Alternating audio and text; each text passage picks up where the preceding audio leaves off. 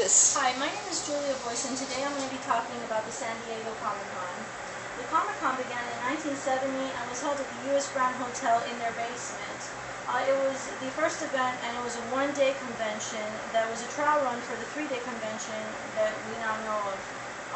It was initially called San Diego's Golden State Comic-Con. The name was changed later in the 90s to just San Diego Comic-Con. It was founded by Shel Dorf, who was a comic book letterer and artist, and in the beginning the Comic-Cons were all comic related, with vendors buying, selling, and trading, and just Q&A with writers, artists, and anybody involved in the making of the comics. Now the Comic-Con is held in the San Diego Convention Center. The con has grown so much that it's actually had to be capped as far as attendance to 125,000 people. And that cap has been going on since 2007, so if you actually want to go to the show, you need to plan ahead. It is also the home to the Eisner Awards, which is the equivalent of the Oscars for comic books.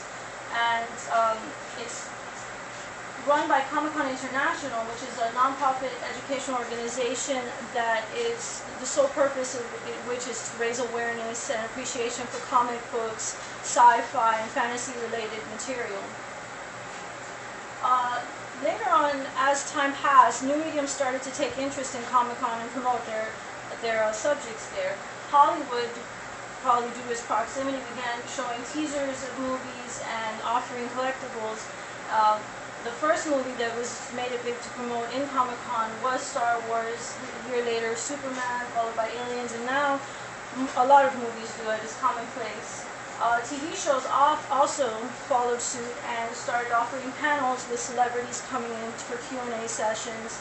They showed clips, and now in 2011, over 70 panels were scheduled for shows like Game of Thrones, Dexter, Psych, new shows, new seasons of shows. So it's expanded broadly. And then also, along with movies and TV, video games came into the Comic-Con as well. They started to promote their products and new releases, downloadable content, consoles.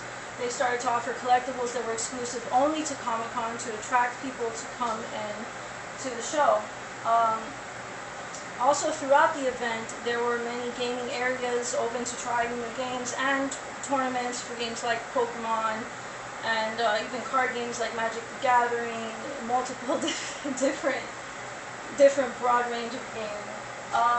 Also, anime and cosplay started to come into the Comic-Con. Cosplay is when people dress up as characters.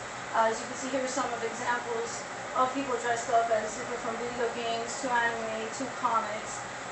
They started to show actual screenings of new animes as well as classics, and obviously they also had their vendors selling the DVDs and the mangas and also collectibles.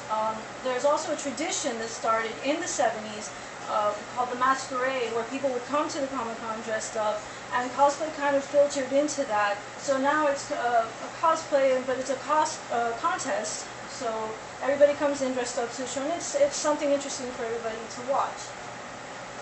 So now the Comic-Con has a wide variety of mediums, so there's a little bit for everybody to see, no matter what you're into. And as time goes by, it will grow and evolve the way that, pop culture does. So there's a little bit of something for everybody.